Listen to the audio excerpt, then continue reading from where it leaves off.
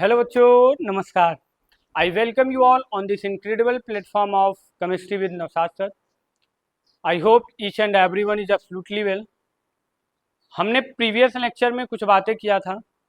जैसे previous lecture में हमने एंथर वॉल के बारे में बात किया था कि एंथर वॉल में 4 लेयर पाई जाती हैं। सबसे आउटर इपिडर्मिस, इपिडर्मिस के अंदर अगर हम जाएँ तो इंडोथीसियम, इंडोथीसियम के अंदर अगर हम जाएँ तो मिडल लेयर, मिडल लेयर के भी अंदर जाएँ तो tapetum.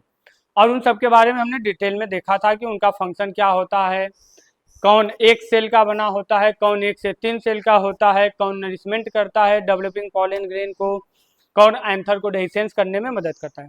We have talk about this all the thing in previous lecture. अब हम आगे बढ़ते हैं और हम ये भी देखते हैं, हाँ सॉरी, पॉलन ग्रेन के बारे में भी हमने कुछ पॉइंट पढ़ा था प्रीवियस लेक्चर में। और आज हम उसी के डायग्राम को देखते हैं कि हम इंटाइन और एक्जाइन के बारे में जब बात किए थे तो उसकी लेयर दिखती कैसी। तो हम इसी का डायग्राम यहाँ आपको बना दे रहे हैं। पॉलन ग्रेन, इसी के बारे में हमको यहाँ पर बात करनी है, पॉलन ग्रेन के बारे में। तो हम एक बार थोड़ा सा प्रीवियस लेक्चर के यहाँ लिख दे रहे हैं कि इसका जो वॉल था उसके पास 2 लेयर थे। कौन कौन से 2 लेयर थे हम यहाँ पर लिख दे रहे हैं।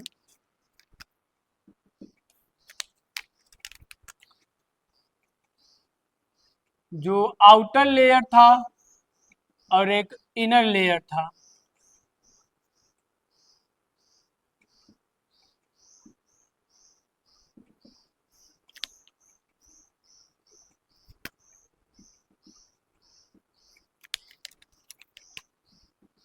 आउटर लेयर जो था उसका नाम हमने कहा था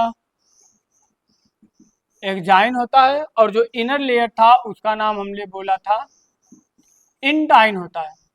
और हमने पर्टिकुलर ये भी देखा था कि एक्जाइन और इंटाइन बना किसका होता है। तो आइए हम इसको एक बार फिर से आपको लिख करके दिखा देते हैं, फिर हम डायग्राम पर चलते हैं, बढ़ते हैं।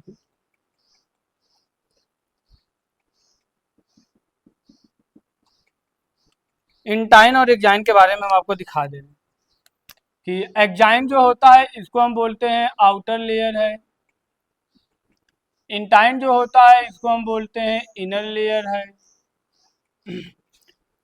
आउटर लेयर जो होता है बना किसका होता है, made up of. Inner layer उसी तरह किसका बना होता है, मेड अप ऑफ। तो जो एक्जाइन था वो बना था हमारा स्पोरोपोलिनिन से।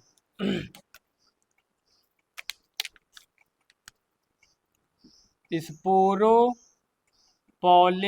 से। और जो इंटाइन था वो हमारे बना था सेलुलोज प्लस पेक्टिन्स का, ये बना था हमारे पास ये। फिर नेक्स्ट पॉइंट आता है कि जो एक्जाइन की लेयर थी ये डिसकंटिन्यूअस थी,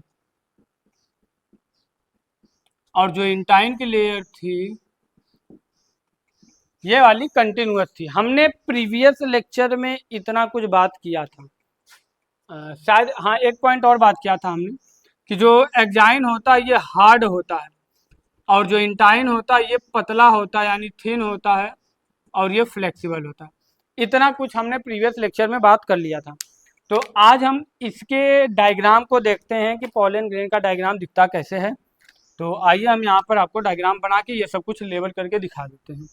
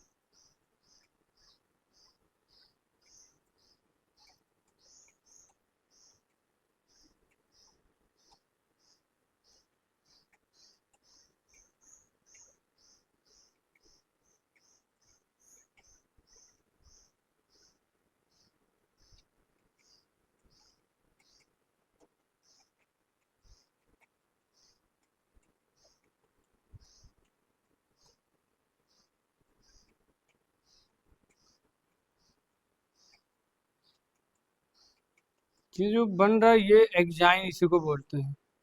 आपको डायग्राम में भी दिख रहा है ये डिसकंटिन्यूअस है।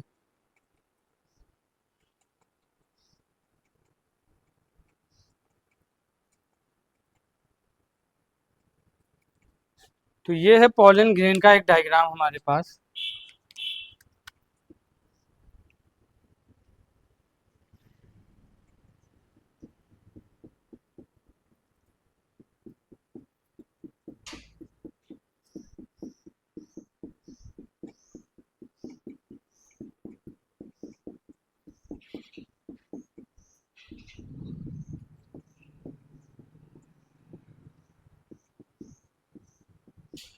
इसको बोलते हैं साइटोप्लाज्म। इसी साइटोप्लाज्म के अंदर न्यूक्लियस और सैप वैक्यूल देखने को मिलता है। इसी के अंदर न्यूक्लियस और एक सैप वैक्यूल हमें देखने को मिलता है। तो आइए हम इसकी लेबलिंग कर देते हैं पूरा क्या है। इसी को हम बोलते हैं एग्जाइन। और ये जो ब्लैक वाला दिख रहा है आपको बना हुआ, ये इसी को हम बोलते हैं ये है इंटाइन। एग्जाइन और इंटाइन ये जो है इसको बोलते हैं हम साइटोप्लाज्म। ये जो दिख रहा है इसको बोलते हैं सैप वैक्यूल है। ये जो दिख रहा है इसको बोलते हैं ये न्यूक्लियस है। ये सब कुछ है हमारे पास दिख रहा है इसमें। अब ये तो दिख गया कि पॉलन ग्रेन का जो ये डायग्राम दिख रहा है इसमें एग्जाइन और इंटाइन था। एग्जाइन जो था डिसकंटिन्यूअस था, तो डिसकंटिन्यूअस यहाँ दिख कैसे रहा है, इस तरीके से हम आपको दिखा दे रहे हैं कि देखिए ये कुछ यहाँ पर स्पेस आपको दिख रहा है, थोड़ा थोड़ा स्पेस आपको यहाँ पर दिख रहा है। तो इसी की वजह से बोलते हैं कि जो एग्जाइन होता है वो डिसकंटिन्यूअस होता है। अब ये जो आपको आउटर लेयर एक ब्लैक वाली दिख रही है वो इंटाइन है, तो वो देखिए कंटिन्यूअस पूरा बना गया है, पूरा बना हुआ है कंटिन्यूअस, तो इसलिए हम उसको कंटिन्यूअस बोलते हैं। फिर जो ये गैप आपको दिख रहा है इस गैप को हम बोलते हैं जर्मपोर। इस गैप को बोलते हैं जर्मपोर, यानी जो दो एग्जाइन के बीच का गैप दिख रहा है उसे जर्मपोर बोलते हैं। इसी पॉलन ग्रेन से ही हमारे पास पॉलन ट्यूब निकलता है, इसको बोलते हैं पॉलन ट्यूब। पॉलन ट्यूब इसी जर्मपोर वाले रीजन से निकलता है। इससे क्वेश्चन कुछ इस तरीके से आते हैं। सबसे पहला कि पॉलन ट्यूब निकलता कहाँ से, तो पॉलन ट्यूब जर्मपोर से निकलता है। फिर पॉलन ट्यूब एग्जैक्ट होता है कि इंटाइन वाले रीजन से, तो ये देख लीजिए इंटाइन वाले रीजन से निकल रहा है ये पॉलन ट्यूब आपका।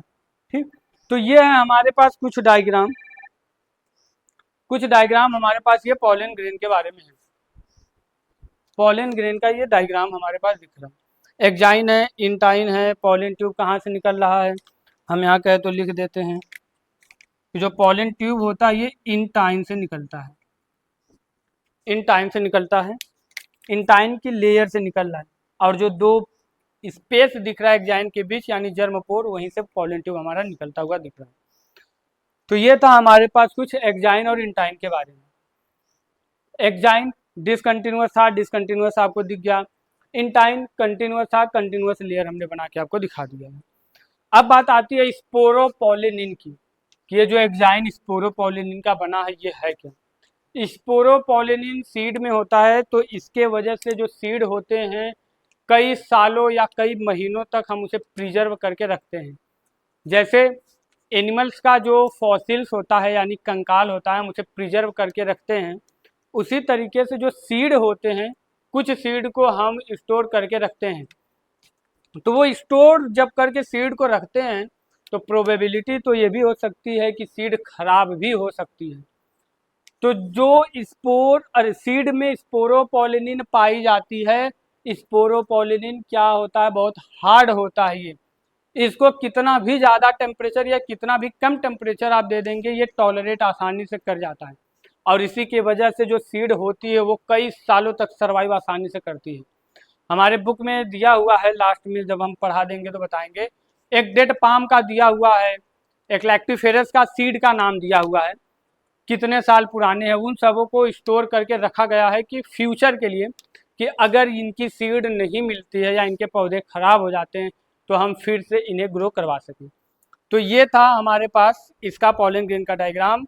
अब हम बात करते हैं स्पोरोपॉलिनिन के बारे में, तो इसको नोट कर लीजिए इस डायग्राम को। तो अब हम इसे मिटाते हैं, स्पोरोपॉलिनिन के बारे में देख लेते हैं।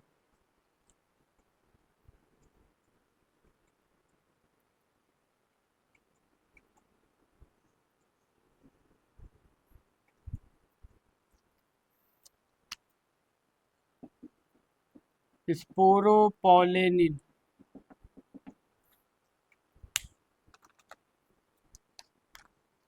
इसको एनसीईआरटी लिखती है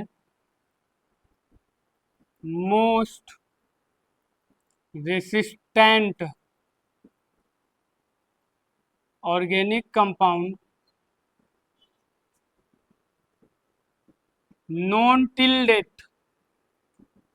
सबसे ज़्यादा ऑर्गेनिक कंपाउंड मतलब कितना भी ज़्यादा टेम्परेचर या कितना भी कम टेम्परेचर दीजिए, स्पोरोपॉलिनिन आसानी से इसे टॉलरेट कर सकता है। हम इसको स्टोर कैसे करते हैं? Stored in liquid nitrogen. हम इसको लिक्विड नाइट्रोजन में स्टोर करते हैं और जो टेम्परेचर होता है वो टेम्परेचर होता है -193 डिग्री सेल्सियस पर, सॉरी -196 डिग्री सेल्सियस पर हम इसे स्टोर करके रखते हैं स्पोरोपॉलिनिन का, लिक्विड नाइट्रोजन में, और -196 डिग्री सेल्सियस। तो आप सोच सकते हैं 0 डिग्री सेल्सियस जाता है तो पानी बर्फ में बनने लगता है। तो ये देख लीजिए इसका टेम्परेचर -196 डिग्री सेल्सियस सही है। और एनसीईआरटी इसको कहती है कि कोई ऐसा एंजाइम नहीं है जो इसे तोड़ सके या खराब कर सके, यानी no enzyme can degrade it. कोई अभी तक एंजाइम है ही नहीं जो इसको खराब कर सकती है, कोई भी एंजाइम नहीं बनी हुई। फिर कहती है can stand with extreme temperature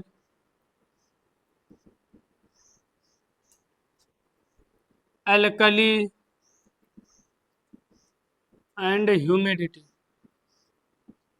यानी कितना भी ठंडी या कितनी भी गर्मी हो, एसिडिक मीडियम हो चाहे बेसिक मीडियम हो, चाहे कोई सा भी टेम्परेचर हम दे दे, स्पोरोपॉलिनिन आसानी से सरवाइव करेगा, ये खराब नहीं होगा। इसी स्पोरोपॉलिनिन की वजह से ही हम सीड को प्रिजर्व करते हैं। ये इंपॉर्टेंट पॉइंट है, इससे चाहे बोर्ड की हम बात करें चाहे नीट की बात करें, ये पूछा हुआ क्वेश्चन है कि स्पोरोपॉलिनिन को हम स्टोर कहाँ करते हैं, तो लिक्विड नाइट्रोजन और टेम्परेचर तो -196 डिग्री सेल्सियस पर हम करते हैं इसको।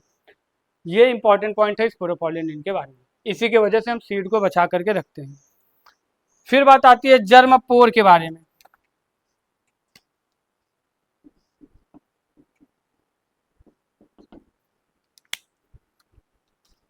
जर्म पोर, अभी हमने आपको दिखाया था जर्म पोर के बारे में। अभी आपको हमने जर्म पोर दिखाया था कि जो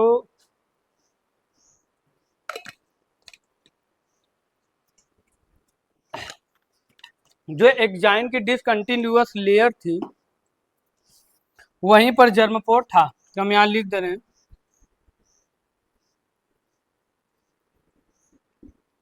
जर्म पोर प्रेजेंट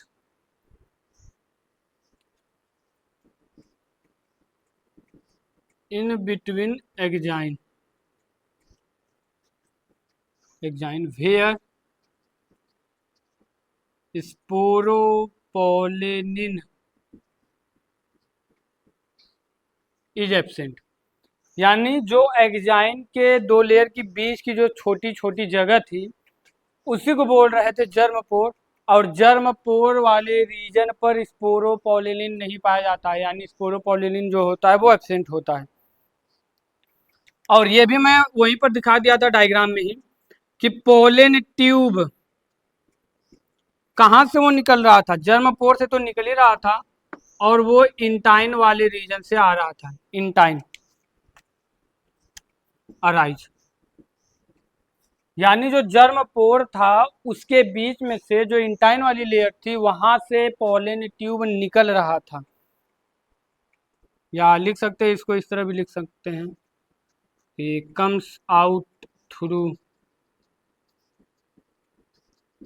जर्मपोर। ये था हमारे पास जर्मपोर के बारे में कुछ इंपॉर्टेंट पॉइंट्स था।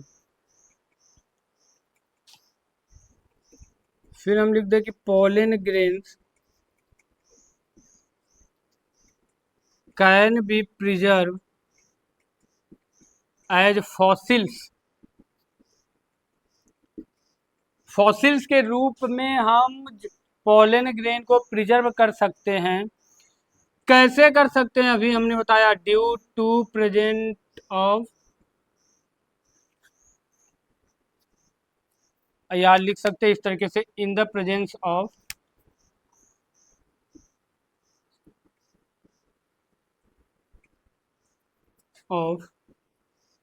स्पोरोपोलेनिन। स्पोरोपोलेनिन की वजह से हम जो है कि पोलन ग्रेन को प्रिजर्व करके रख सकते हैं। फिर लास्ट पॉइंट है exine exhibit different fascinating pattern. मतलब आप डायग्राम में इसका लेयर देखे थे, अलग अलग आपको लेयर दिख रहा था, यानी इस तरीके का जो एग्जाइन का लेयर था कुछ इस तरीके से था, वही कह रहा है कि अलग अलग ये लेयर हमको दिखाता है। तो ये था पॉइंट हमारे पास स्पोरोपोलिनिन और जर्मपोर के बारे में कि स्पोरोपोलिनिन को लिक्विड नाइट्रोजन में रखते हैं -196 डिग्री सेल्सियस पर। जो जर्मपोर होता है, ये दो एग्जाइन के बीच की गैप थी, और इसी जर्मपोर से ही पोलन ट्यूब निकलता है। और जो जर्मपोर है, यहाँ पर स्पोरोपोलिनिन नहीं पाई जाती, एब्सेंट होता है स्पोरोपोलिनिन। और स्पोरोपोलिनिन की वजह से ही पोलन ग्रेन को हम फॉसिल के रूप में प्रिजर्व करके रख सकते हैं, कई सालों तक खराब नहीं होगा वो। तो ये कुछ बातें थी हमारे पास, पोलन ग्रेन की लेयर कितनी होती है, उसका डायग्राम क्या होता है, स्पोरोपोलिनिन क्या होता है, जर्मपोर क्या होता है, ये सब कुछ इसके बारे में थी हमारे पास।